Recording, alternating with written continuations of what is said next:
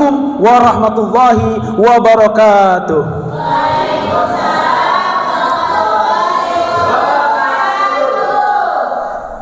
Alhamdulillahi rabbil alamin, al-malikul haqqul mubin, asyhadu an la ilaha illallah wa asyhadu anna muhammadur rasulullah. Allahumma salli ala sayyidina Muhammadin nabiyil ummi wa ala alihi wa sahbihi wa sallim. Ilahi anta maksudi wa ridhaka matlubi, a'tini mahabbataka wa ma'rifataka, la ilaha illallah sayyiduna Muhammadur Rasulullah sallallahu alaihi wasallam. Pertama-tama yang paling utama, marilah kita panjatkan puji kepada Allah Maha Suci, puja kepada Zat yang Maha Kuasa, dan syukur kepada Zat Rabbul Ghafur sebagai bahan kita tafakur, yakni Allah Subhanahu wa ta'ala.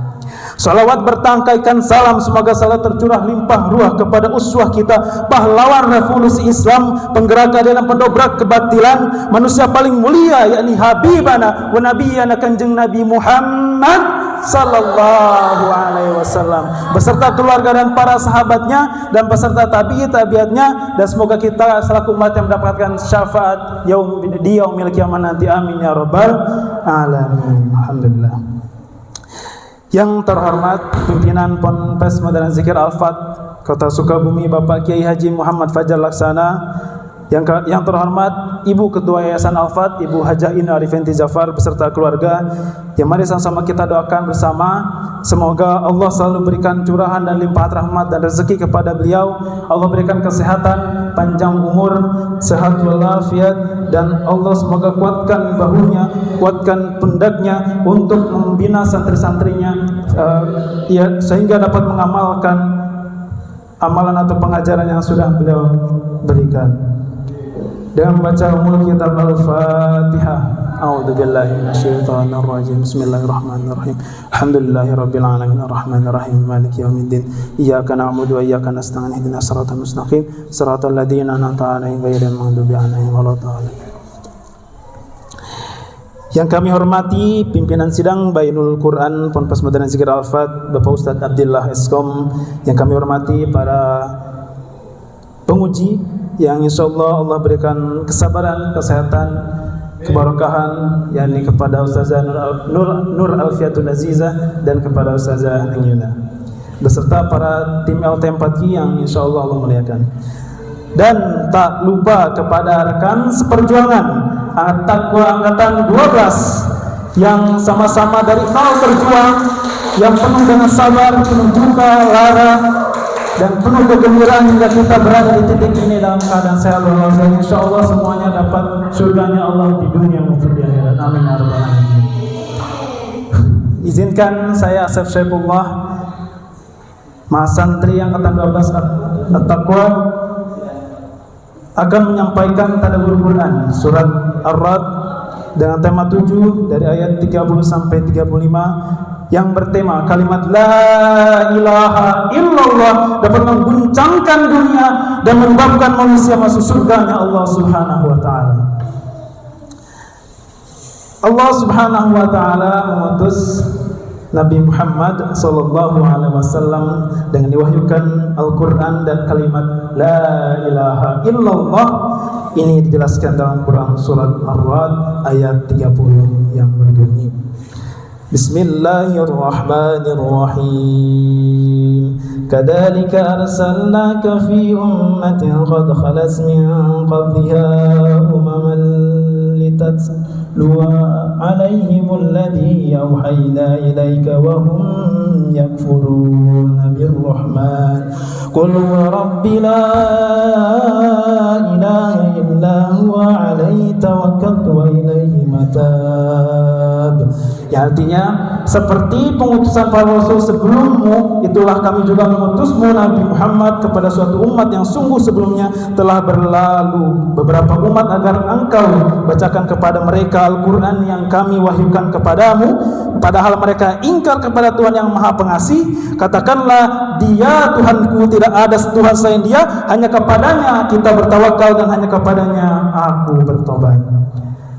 Nabi Muhammad sallallahu alaihi wasallam diutus dari sesudah Nabi sebelumnya dengan membawa wahyu dari Allah Subhanahu wa taala untuk umatnya. Dan ini dijelaskan dalam Quran surat An-Nahl ayat 63. Bismillahirrahmanirrahim. Tallahi laqad arsalna ila umamin min qablika fazayyana lahumus syaitanu a'malahum fahuwa waliyuhumul yawma wa lahum adabun alim.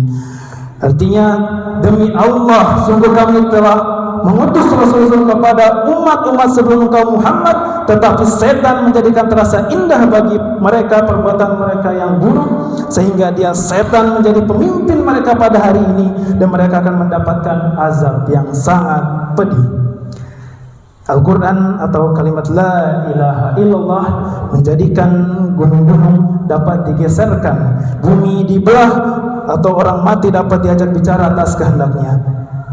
Dan Allah akan memberikan petunjuk kepada orang-orang yang beriman, menimpa bencana atau siksa kepada orang yang kufur.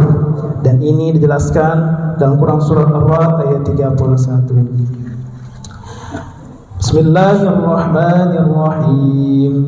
Walau anna Qur'ana suyirat bihil jibalu aw quti'at bihil ardu aw kullama bihil mauta bal lillahil amru jami'a afalam yayassil ladina amanu an law yasha'allahu lahadan nasa jami'a wa la yazalul ladina kafaru tusibuhum bima sana'u qari'ah بما صنعوا قارعة أو تحل قريبا من دارهم حتى يأتي وعد الله إن الله لا يخلف الميعاد.